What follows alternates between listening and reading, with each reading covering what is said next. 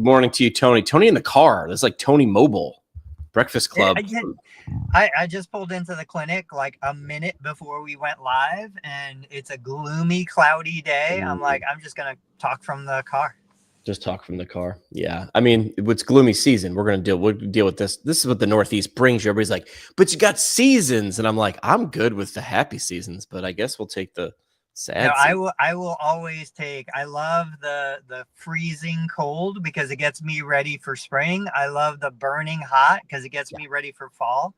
Like I was just thinking about this last night. Humans need adversity. We will find it or create it if we don't have it. I like hot. Like I like 3 out of 4 seasons. And it's not even like I don't like winter. It's like upstate New York though. It's humid and cold. Like you do winter like in Colorado, but it's like, oh, it is. It's nice there. Winter's great. There's also sun. Yeah, but this is the stuff that makes you appreciate the good stuff. All right. Well, can I just like learn that and then have good stuff forever? No, we can't. We can't do that as humans. We have to experience the adversity. This should be a marketing position for physical therapy clinics. We should be marketing to the person who understands life is amazing. We're in the most blessed time ever to be a human alive on the planet Earth. We need to embrace challenge and adversity, and either we control it by paying a therapist to make us do difficult things, or we don't control it and we let life happen. And usually that's not a great outcome. But who do we market to? Everybody. And we try to convince the people on the side of the bell curve that are just going to go, well, can you just rub it? Yeah. You just shoot it with a light. Can you just like strap the thing on it? And then I'll sit here and I'll read the magazine. We want everybody to get to the end or to get into that improved place. But we spend an inordinate amount of time on those people, I guess. Is that right? That's probably right.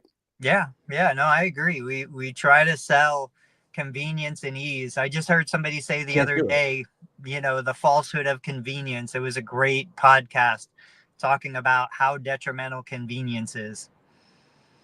Well, what's that line? It's like hard times make hard men make easy times make easy soft men make hard times. And it's just like, it's a loop, right? Yeah. I mean, it's the same with me. I mean, I know you're right. It's like, I didn't do it on purpose. I'm wearing the shirt, been there, done that, bought the t-shirt. This is the shirt when I did my first Ironman. I will wear this shirt to the rest of my life. And it says like swim 2.4, bike 112, run 26.2, brag about it for the rest of your life. But the funny part is every time I take this shirt out, I do think like, I got to do something now. Like I haven't done something. Let's look. What have I done in a while? Nothing. Like, I showed the other day. Oh, wait. Well, Jimmy's been doing something. He's doing something on his Peloton, but it's not consistent because there's no thing to shoot for. Like I'm a big dumb animal. I need 6 months from now, you're going to be on the starting line and you're going to look like a pile of crap unless you do something now, like what you do now. And I knew that even before I started paying attention. I don't know why. Bought myself, like doing an Ironman was a thing for me. None of my friends did anything like that. Doing a marathon was a thing for me. None of my friends did any marathons. But I watched the New York City Marathon for like 5 hours. For some reason, I'd be a little kid, with my feetsies pajamas. And the New York City Marathon would be on NBC for 5 hours the first Sunday in November. And I remember thinking as a kid, I never said it out loud, but I was like, that's a thing. That's a hill. That's a thing. I want to accomplish that. And then I did that. And then it was like, well, what's beyond? What's beyond? I bought I went to a website like Street Signs USA, like where DPWs make street signs. And I bought a street sign that said finish line, like the yellow diamond street sign, black lettering, finish line, 70.3 miles. And I hung it near my apartment door because I knew I needed to be jabbed with a stick. Like, you're not bringing your workout bag to work day? An entire day of not doing something. That's not going to become closer. And I knew I needed that. But yeah, I guess you're right. Like we do. We're not going to climb any hill or cross any finish line unless we're poked with sticks. Yeah. And figuring out how to make the person want to be poked with sticks different, or finding the person who already knows they want to be poked with sticks. Like that's where we can really make the most significant change. So would a physical therapy clinic Would a different type of physical therapy clinic, and I know they're out there, your initial evaluation could be me walking you around my clinic because I got Blaze Pods on one wall and I got this. Oh, and then I'm just like, which one of these things looks like it would motivate you? I can figure out how to make it I can figure out how to make Blaze Pods a leg exercise. I can figure out how to make it a vestibular exercise. I can figure out how to make it an arm exercise. That's the creativity of a therapist. That's the magic. The big dumb animal stuff is like, which one of these things looks great? And you're like, because I'm going to put you on the Stairmaster, and you're like, I hate walking stairs. Well, then don't do that. Don't just be like, well, that's the best thing for you for the evidence. It's like, but they're not going to do it. Like, isn't that it? Like, do we use the gimmicks for good? Yes, but I would say let's learn from what's working already. You know, I remember researching this. I don't know. I'm going to use fake numbers. 30,000 people register for the Boston Marathon, right? 29,999 of them know that they are going to lose. They know that they're not going to win the race, but it is a race. And they're paying for hotels. They're paying for flights. They're paying for training. They're paying for shoes. They're paying for all this stuff. They're investing thousands of dollars, hours of effort, lots of frustration, running the risk of injury, knowing that there's a chance they could get injured during the training, like all of this stuff. Yet you cannot keep them out of it. They're battling for a spot to lose the race. Yeah. And you take something like that and you're like, well, why did somebody take them through and like figure out how to motivate them to get them to want to do it? No. It was, they already knew what they wanted to do. And then they went out and found the resources to do it. I don't want to convince you, Jimmy, that this is the most important thing or try to figure out how to, motivate you. I want you to find my content, full circle, find my content, resonate with me, make the connection and say, that is the guy that's going to get me to what I want. That is the guy who's going to make the roadmap or have the resources for me to achieve my goals. I mean, that's why kids are paying hundreds of thousands of dollars for the PT degree. That's why people pay to go lose a race. That's why, you look at Spartan Race and all of these other like challenges. People will put themselves through misery because they want it. They're seeking it, and they will pay ridiculous amounts of money for it. Yeah. I was pretty sure I wasn't winning any of the New York City marathons. I was pretty sure. There is a funny story. It's quick, I promise. The morning I ran my first one, there was a family party, not about the marathon, but my cousin was with my grandmother, who was probably in her 90s at the time, and she put the marathon to be like, Grandma, Jimmy's running in the marathon, whatever. A few hours now, Grandma's interested. She's like, "What? Like he's on TV?" Yeah, there he is. Oh, there he goes. And my cousin got a text message. Jimmy finished. So she turns to my grandmother, who's in her 90s from Scotland, and said, Grandma, Jimmy finished the marathon. And Grandma said, first place. And Kara was like going to let her down easy. She goes, no. And she said, second place then. Like, it's just the optimism of grandmothers. I think about that all the time. That wasn't the reason I was running. I was running to have had done it. Yeah. And we're all different. Like for me, a weightlifting competition or a bodybuilding thing, hard, difficult, not my jam. I'm looking more, I want to do like more, I think I'm going to get back into tries, but I want to try some off-road stuff, like some, maybe mountain bike stuff in the woods, and let's change the terrain. Anyway, that's not the reason of the episode today, but it could be, because that's how live streams work. All right, you gave me some graphics. You want to walk me through which one you want me to show first? Put it up and let's see what you got. This is the first one. All right. We're looking at the 5-year stock price of US physical therapy. Yeah. So US Physical Therapy announced their, I think it was quarterly report. They beat expectation, but still, I mean, overall, 2%, like the stock sucks. Like the price sucks. The investment sucks. This is a 5-year chart. And so I would not want to be the person that put money into this stock. But hey, they're doing better than ATI, right? They're doing better than a lot of other big physical therapy businesses. But then you compare this, you told me PPS, Anytime Fitness, which ironically right across the street. So my clinic is behind me. Across the street is an Anytime Fitness and a NovaCare. They're in the plaza directly across the street from me. So I went into ChatGPT and said, hey, give me 2 or 3 of the publicly traded fitness companies, like I think I said Planet Fitness, and Anytime do you have Fitness. that? Oh yeah. Yep. And so look, on the 5 years, these guys are up. Like, they're doing well, they're green. They charge a fraction of what US physical therapy charges to the consumer.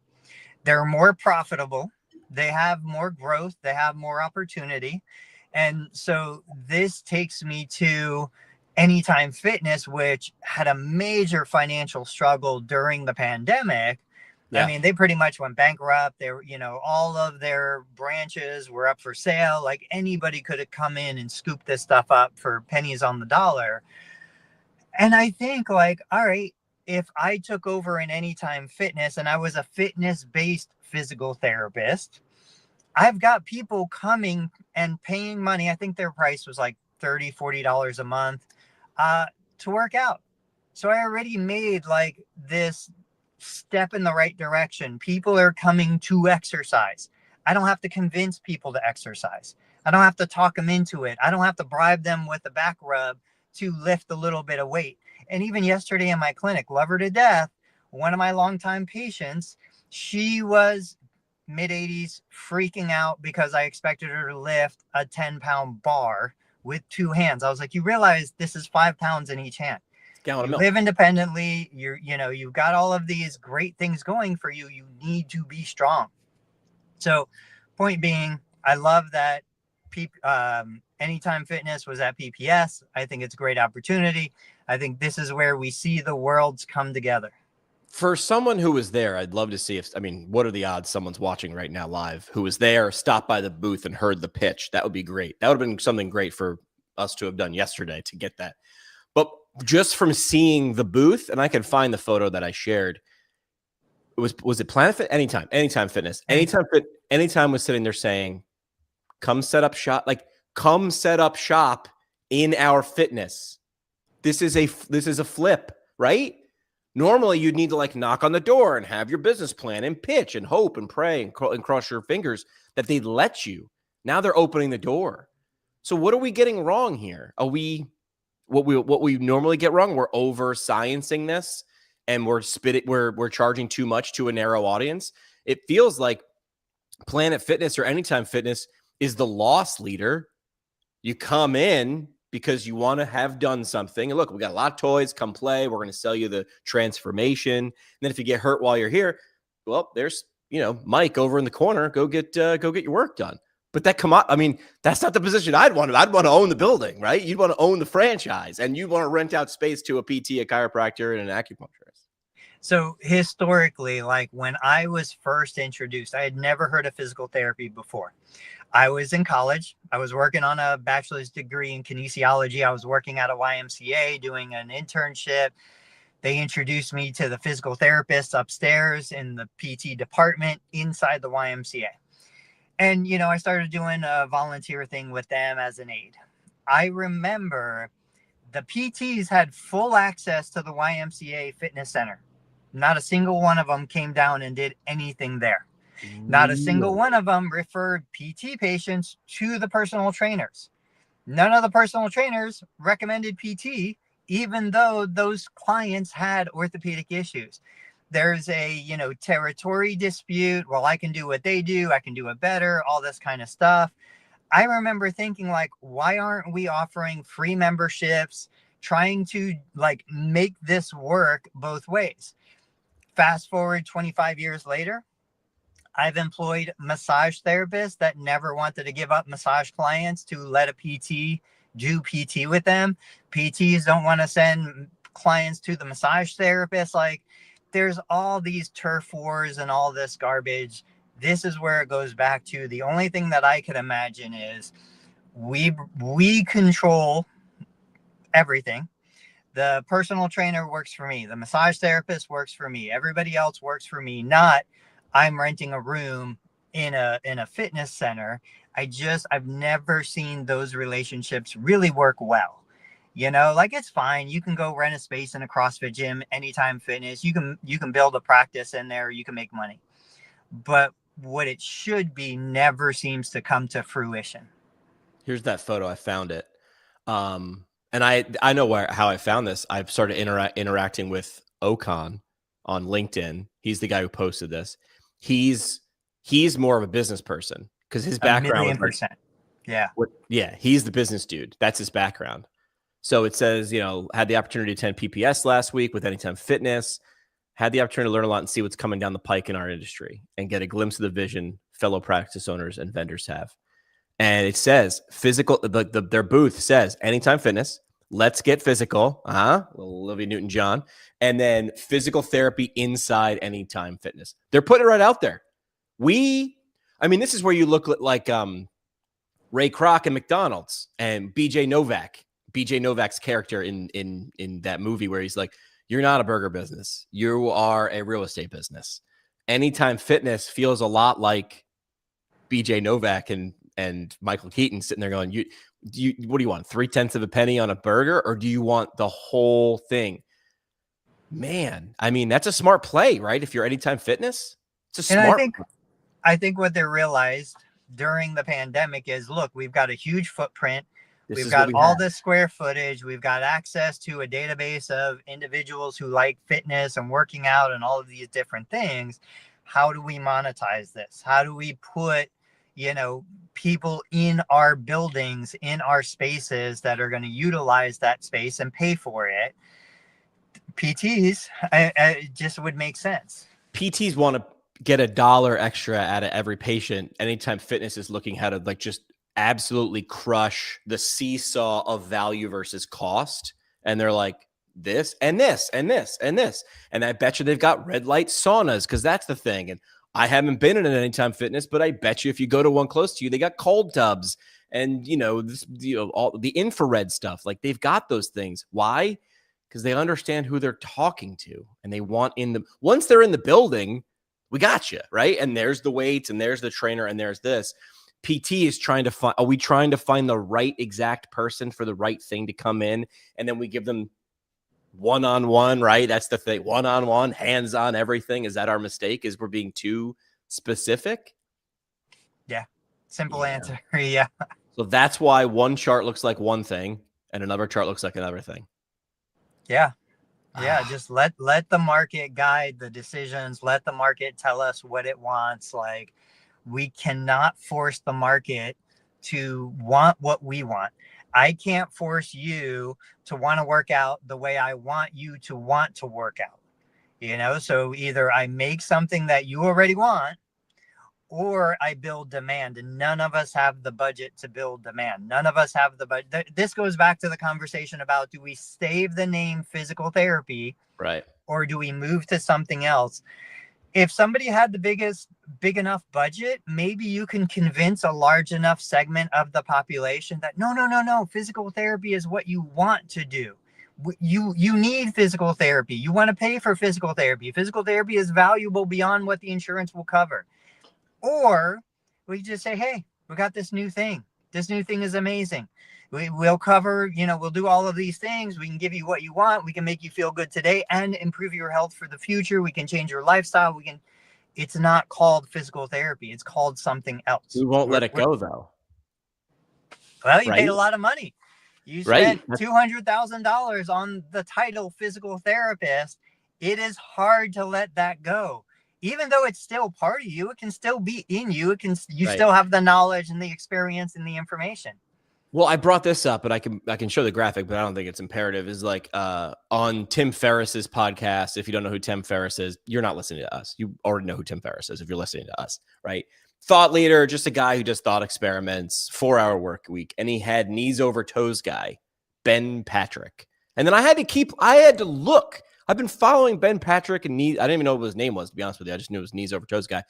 And got good stuff, right? But I had to do digging because before I shared it in the group chat, I was like, is he a PT? And he's not. He's not a PT.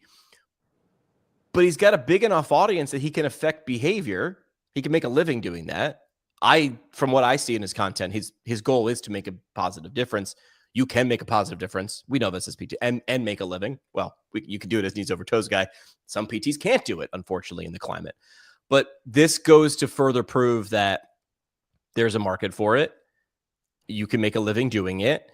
And now look at Knees Over Toes guy. I mean, close to one of the largest shows that you're going to get on, right? Like whenever someone on fitness, I love this, like gets on like a Joe Rogan and chops it up for 3 hours. The next day, I just sit there with a bowl full of popcorn and watch everybody. Well, that actually, I love the actuallys in the comment section, right? And it's great. Everybody's pissed about what they said. Everybody's mad that they handed a microphone and a big audience to someone else.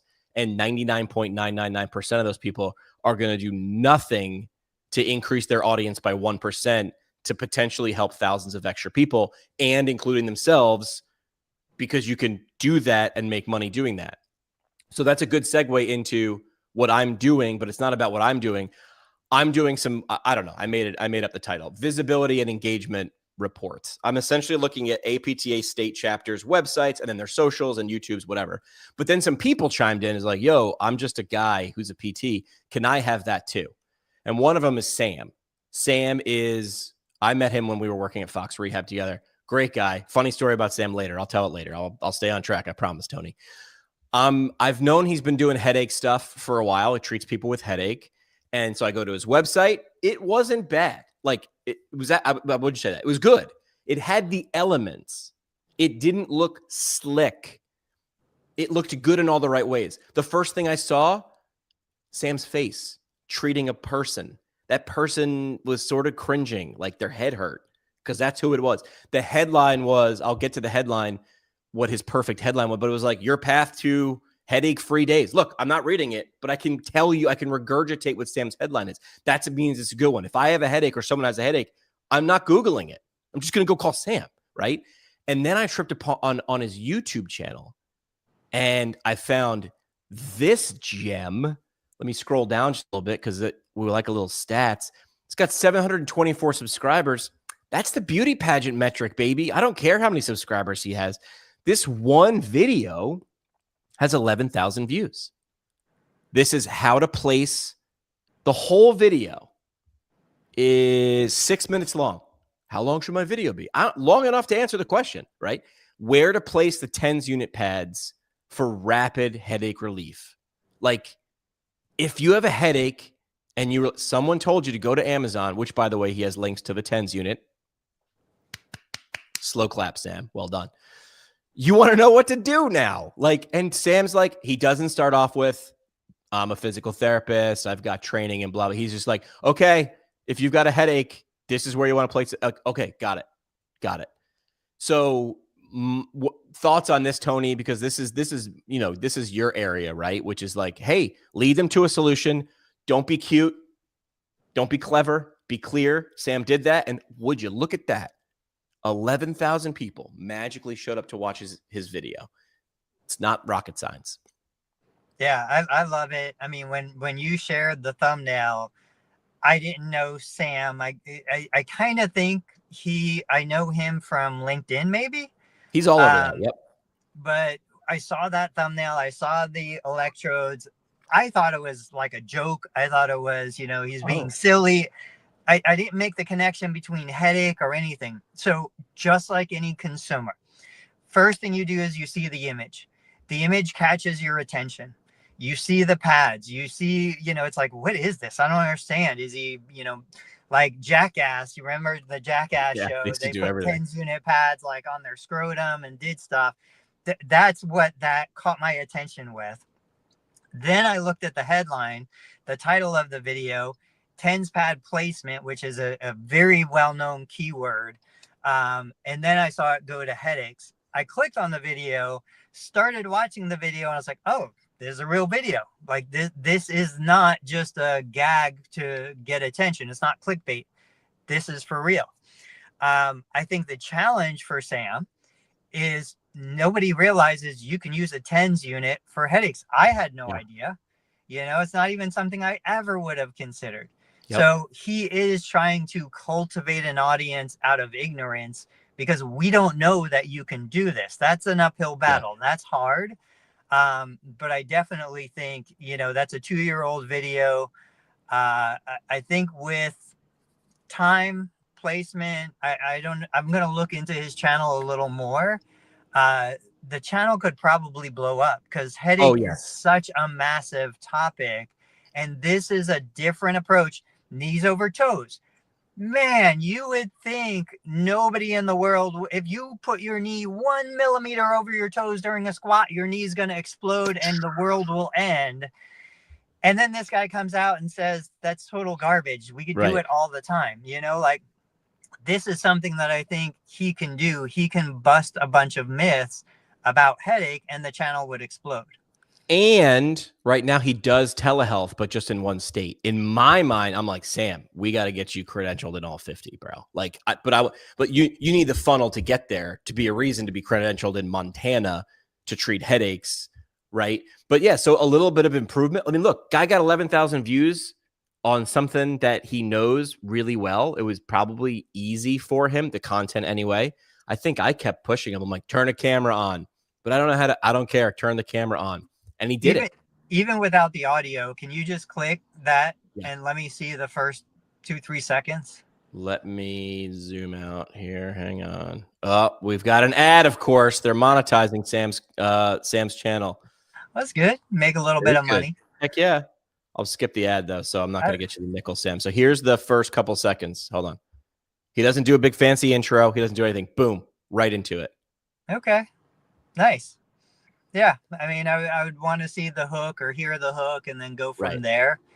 But yeah, I think his channel obviously has enough history, enough time, probably poised for some real growth. And then the question is he doing this on Facebook? Also, is he doing it on Instagram? Yeah. Where else is he going? I still think the easiest, like, new viewership is Facebook right now. Really? Yeah. Why is that, do we think? I mean, from the experts that I listen to, from the content that I've seen, my understanding is, you know, Facebook is trying to maintain relevance. Facebook is trying to regain and rebuild the audience. My experience, YouTube is struggling a little bit. You know, there's TikTok and there's other platforms, obviously. I don't know. It just depends on what the platform is prioritizing. And from the people I talk to, the easiest growth right now is coming from Facebook business page. Interesting. We're looking at his website. If you're just listening to the podcast, his website is super basic, nothing flashy about it, which I love. KelosPhysicalTherapy.com. The first thing you see, headline, your path to more headache-free days. If you have headaches lasting more than a few days, right? Not just the transient headaches because you're hungover or whatever, Sam's your guy. Your path to more headache-free days. Yes. I'm just moving on.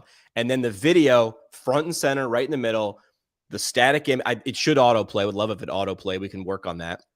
I'd also love if this video was a YouTube embed. It's not. It's just a native video. I'd love if it did both of those things. But it's Sam looking with someone on a plinth, and it looked like it screamed, this person has a headache. This is me, right? This is me if I have a headache. Very, very, very, very, very, very basic. What do you see? What would you like to see? He's got a call to action. It's a different button. Does he have a course? Does he have a course on there? He doesn't, but Sam, if you're watching this right now, you will have a blueprint to more headache-free days. Everything on your YouTube will look the same as your website. He's a little disjointed, but if that's the biggest problem we have, that's 20 minutes in Canva. We solve that. Yeah. Yeah, I mean, the first thing I'd be looking at, like, if I don't deal with headaches. I have people in the family who do. If I landed on the page, I love that you've got the video. It's actually him. It's not stock photography or you know, any of that stuff. The headline, more headache-free days, makes total sense. I would be watching the video. And then from there, I'd be like, all right, how do I book a call? How do I buy a course? How do I find more information? You know, what is this guy selling? What is this guy offering? So my review, ChatGPT helped me put words to it. I sort of knew it. I know what Tony's talking about, but now I have words for it. So I was reviewing APTA chapters and Sam came up. ChatGPT and my auditor that I built, we call them doors. Do I know, like, APTA chapters, you're like, well, it's for everybody. It's like, it's not. Students care about difference than clinicians care about educators. And you have to sort of at least have a door. It needs to be clear. Oh, you're here. Why? Somehow you got here. A video, someone told you had to come here. You were given membership, whatever. When you land there, it needs to be stunningly clear. For Sam, it should be what Tony's talking about. Your headaches. Is it the course? Autonomous, right here. Do you really need Sam? It's going to cost more, but that's the door. So it's the self-taught course.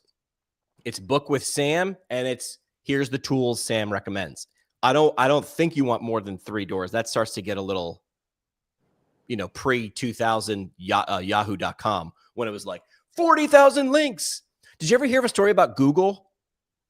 What? I forget who was involved, but there was someone who used to write an email to the guy in charge of Google. And I don't know if it was like Sergey Brin or whatever the hell the guy's names are. And the email would just be a number. It'd be like Tony getting an email from Jimmy, and it would just be like 12. And then a few days later, it would be like 22. And they're like, what the hell is this? The guy was just sending them how many words were on their homepage. And it was a subtle poke to be like, 1, Google. Because you look at like Ask Jeeves. You've been to Ask Jeeves lately, Tony? No, that's a search engine from a billion years ago, kids. It was just Vomit Town. It was like a classified ads. It looked like Craigslist. It works for Craigslist because Craigslist, you want lots of things. A search engine is supposed to be the opposite of Craigslist, but all these search engines looked like Craigslist. So I digress. For me, it's, 3 doors, right? Self-taught. There's your headline, your path to headache-free days. How do you want to solve it? 3 options. Take the course right now, book a time with Sam, or, I don't know, buy the toys. What would you think his 3rd door would be? Watch my videos? Maybe watch my videos, take the course, book with Sam. So what I was thinking was a community. I don't know if he has a Facebook group. I don't know if he has a school community. Like those would be the 3 that I would look at. Just because, and I mean, the reality is, put yourself on the consumer side once again. By the time somebody actually gets to the website, like I have not gone to a website. I can't even remember how long. My website hardly gets any traffic. It's you go to the social, you see if they're still around, you see if they're still in business. Right. And then from there, you go to the next step in the funnel. You go to either book the call, buy the course, join the community, whatever it's going to be. The website is, I don't know, man. It's hard to justify putting time and resources. But that's also why I probably haven't updated my website in like 2 or 3 years, maybe 5. I don't ever go to it. I was working on mine yesterday just to like zhuzh it up. And then like I was doing an audit on myself before I went and did these APTA chapters and businesses. I was like, maybe I should do it for myself because we're the last person we're going to help. Right. It's easy for me to see other people, but I was doing the same process on my own, and it was asking me to do some things that were simple. But my website's it's a repository for past episodes. I'm not trying to sell you anything. I want you to what do you want people to do? Listen, subscribe, like one of those 2. I want you to listen. If you like it, if you listen 3 times, we're gonna nudge you to subscribe towards the end, right, or somewhere in the middle. I think Sam's got a big opportunity here. I would like to see him. You know what? No, I would like to see him licensed in the states that he's licensed. I would like to see him build the other 2 things we just mentioned, which is this automated, this self-paced course that Sam really teaches, but he teaches once, and then people take it thousands of times.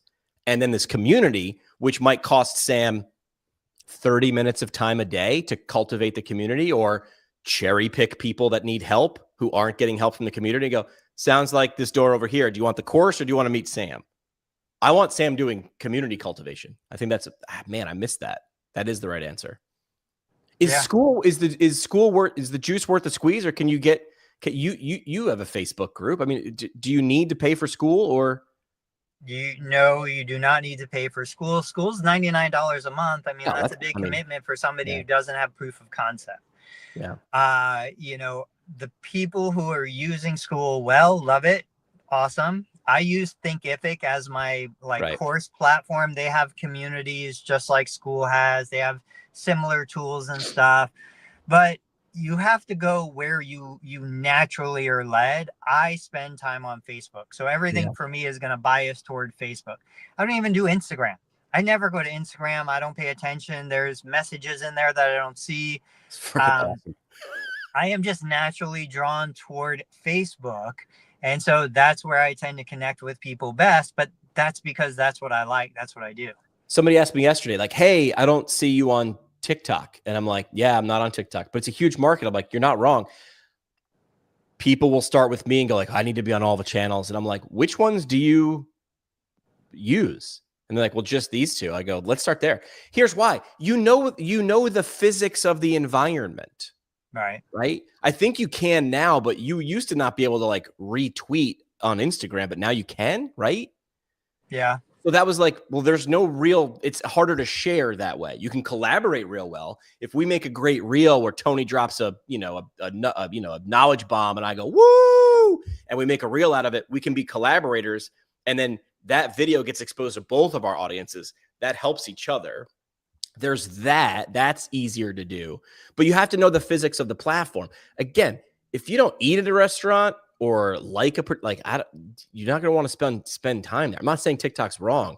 It's just, I've played around with it a few times, and what I saw there, I was like, doesn't feel like it's designed for me. And that's okay. But we drive by hundreds and hundreds of stores, restaurants, shops. We've never been in them. Yeah. But they still exist. There's still people who want those. Now, I will say, I have learned a hard lesson, which is I have no idea what next year is going to be like, what 5 years from now is going to be like, what's going to happen down the road. And I have found that there is value in planting seeds and letting them grow. So I still cross-post to Instagram. I still cross-post to Pinterest and TikTok and other platforms. Even though I don't make it my focus right now is Facebook and a little bit of YouTube.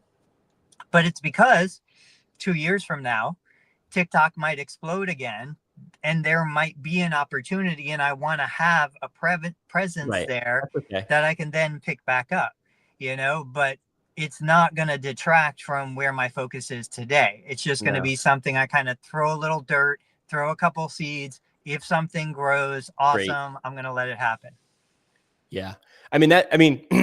I've done maybe 10 audits of APTA state chapters, and now progress update. I started a new company a week and 2 days ago.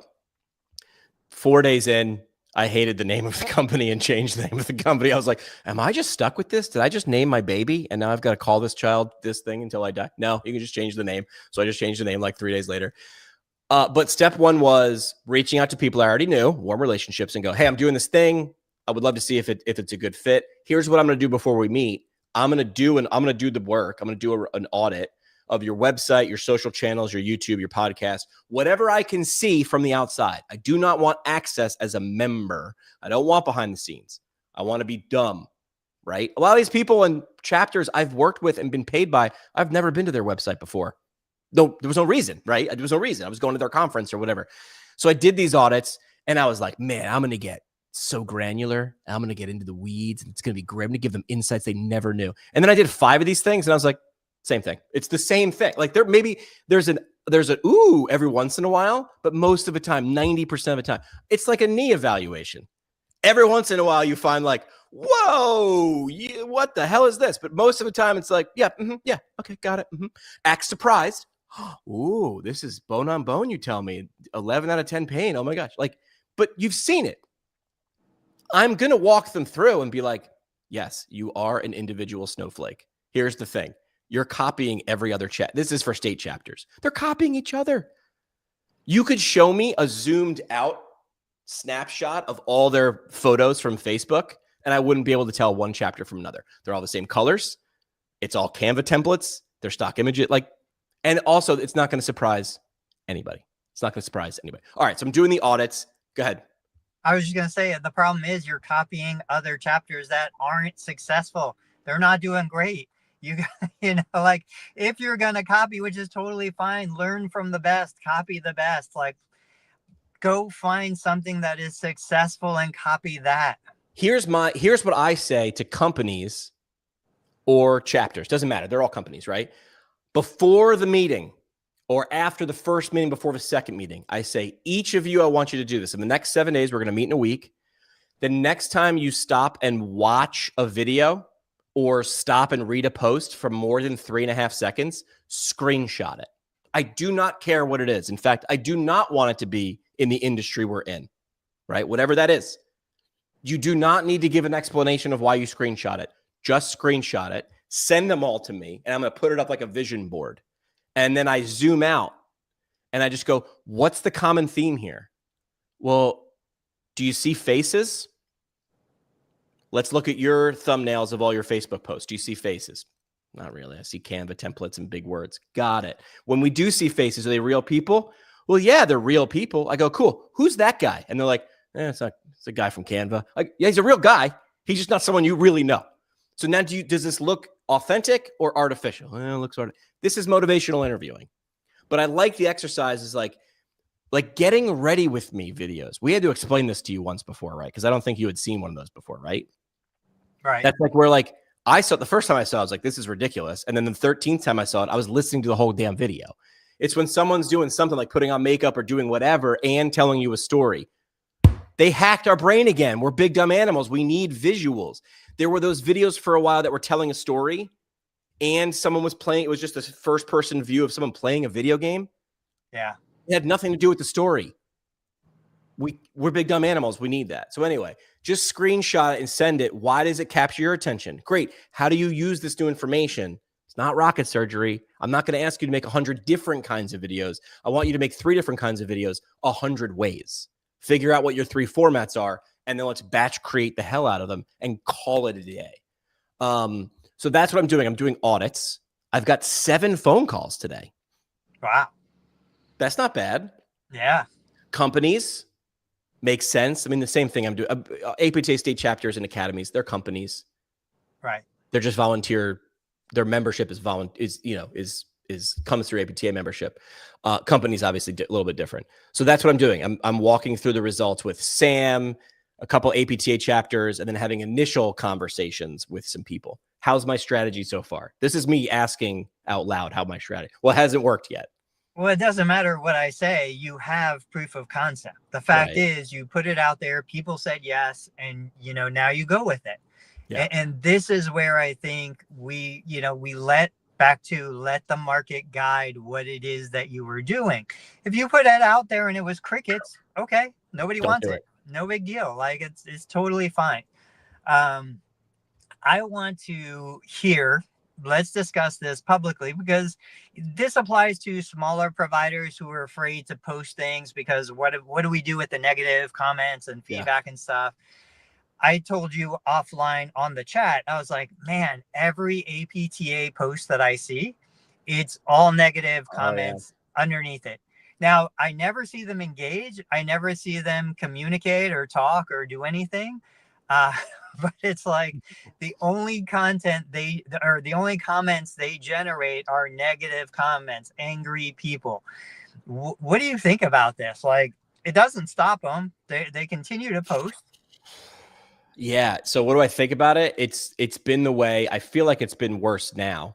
I feel like they're taking the brunt of reductions in payment. Now there's this new thing, which I don't understand. Now there's a bunch of degrees that are not professional degrees. What does that mean? Please. I don't even know what that means.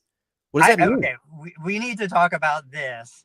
We'll talk about this in a minute. Let's finish the conversation about. Here's the thing about APTA.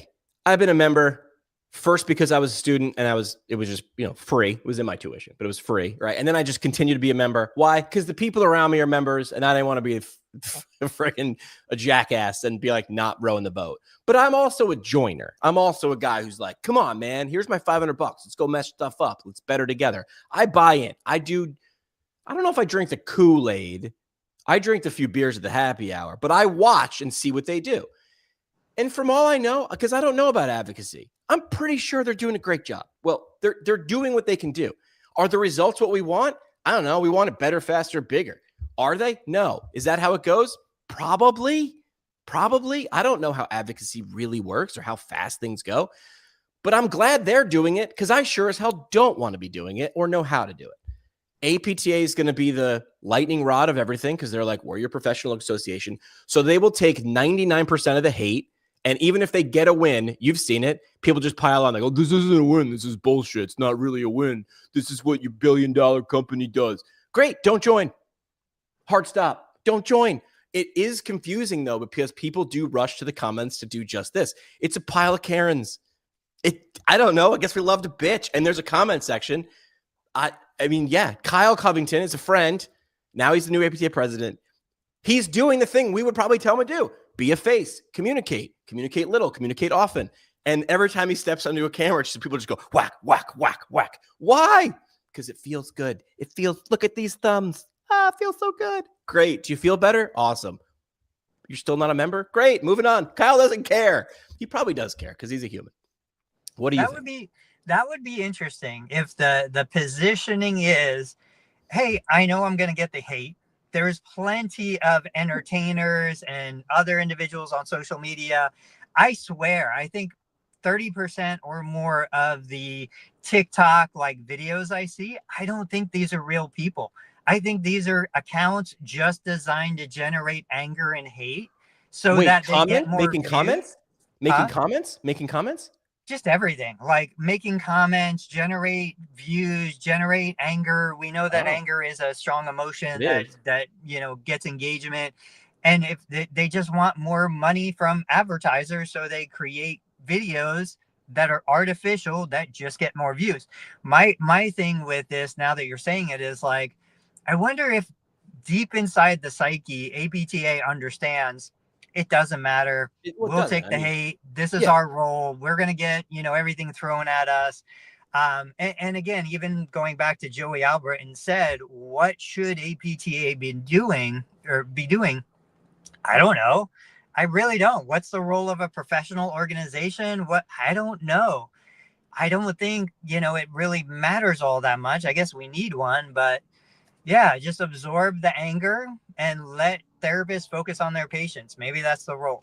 Maybe we get Ben. Ben is saying the thing is important, like the professional. Well, that's a side conversation. We'll bring Ben on. I'll bring Ben on or something. We'll do a live stream because someone has to explain it to me. Well, from the profession, are we professionals? I've tried to research it. I've tried to look at it. Like you said, maybe Ben can educate us. My understanding, the point that I keep hearing is it's going to limit how much money kids can borrow to become physical therapists. Oh, isn't that a good thing? Like, didn't we come to a realization somewhere that as long as government keeps pumping free money into the market, not free money into the market, prices go up. Yeah. We don't want kids paying $300,000 for a license.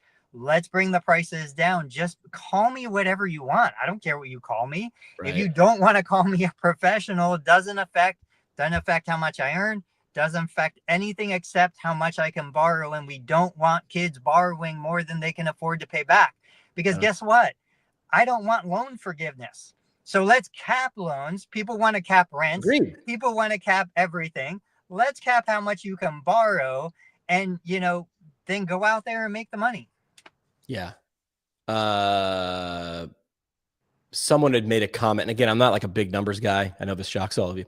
But yeah, we shouldn't be making a ton of money on our next generation through loans, right? Like, it's like, we shouldn't lose money. I'm not saying give everybody their money back and go, that was a bad idea, but we're going to let you slide. But also like 7% interest on a loan for an education. Because I've said before, in the hockey locker room, people are like, these guys want loan forgiveness. I'm like, I'm with you. I don't think they should get it either, but it shouldn't be like an exorbitant interest rate. Like, it shouldn't be a money maker. I'm not saying don't make enough to cover your costs and maybe a little bit, but like 7% on a giant loan to get the degree. What happens if people stop becoming doctors, nurses, and PTs? There's no one to get you out of bed or wipe your butt in 20 years. And then you go, these kids don't want to work. It's like, no, they made the smart move. You told them to make 30 years ago. Now you're screwed. There's no butt wipers. There's no people to get you out of bed. There's no people to help you walk again. You fucked around. You got to find out now, but it's too late to go jump in the DeLorean and go back in time.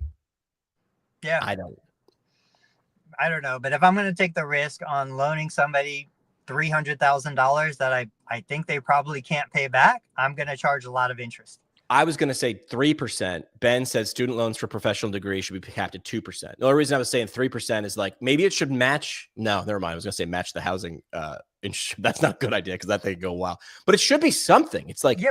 Why is somebody going to loan at 2%? Like this goes back to, we can't put in caps. We can't put in price controls. We can't do this stuff. All it does is it say, I've got money to loan. I'm a bank. I'm a lender. I'm a whatever. I am not going to loan somebody money at 2% when I can put it somewhere else for 4 or 5 or 10. Right. You know, like that's about, let the free market do its job. All right. What do you want to talk about next? I've got a quote, or I've got a post from Seth Godin that I think I shared with you guys, and I felt like it matched up what we were talking about. Yeah, let's use this to wrap up the show. If you don't know who Seth Godin is, just, I don't even know, what would you call Seth Godin? He writes books, but he's not really a writer because his books are like dumb, simple, which is brilliant, right? But anyway, he's posted a blog post every day for like 15 years. He's a thinker, and then he's a sharer. And I feel like this was important when I shared it when we were talking about on Tuesday. I immediately opened my email. I have 42 emails. I open Seth's every time. There's a lesson in it. Why?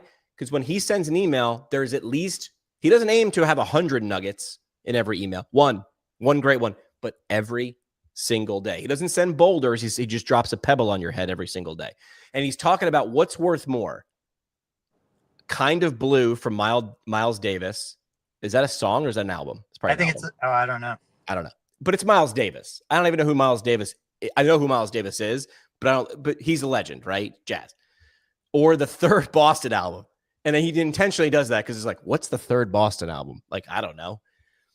So the whole breakdown of his post really is clients will pay more for something useful than something was difficult. And I feel like this resonates with what we were just talking about now and on Tuesday, which is, I know you went to school for 3 years and it's a doctorate and it's hard and you got to do the clinicals and you got to and you can't work.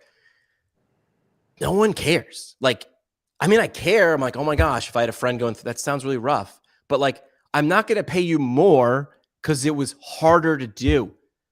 I will pay you more because I can't poop in my toilet and I need to poop and I'm going to pay you to come now. That's why people get pissed when they're like, these plumbers are making all this money and they didn't have to go through school. That's not why we pay you. We don't pay you because plumbing school was hard. We pay you because it's useful. You can still do that even if your degree was hard. How do you shift it? That's what Seth was trying to say. How do you shift it to make sure it's clear? It is useful. Your degree is useful. Not how all of us are using it though. I had a guy I met through a friend the other day. Dude's in his 70s or 80s.